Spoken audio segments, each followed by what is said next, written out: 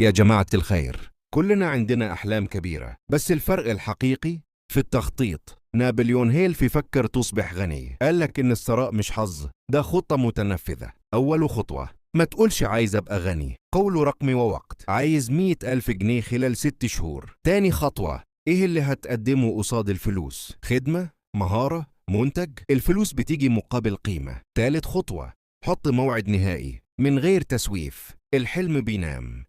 رابع خطوة، ابدأ فورا حتى لو مش جاهز. الكمالية عدوى النجاح. لو الكلام لمس دماغك دوس لايك، اشترك وفعل الجرس علشان نكمل صح. خامس خطوة، اكتب هدفك واقرأه بصوت عالي كل يوم الصبح وبالليل، عقلك لازم يسمعه. سادس خطوة، اشتغل مع ناس أذكى منك. العقل الجماعي بيكسب. خطط وركز زي البومة وتحرك بثبات. يلا نعمل فلوس.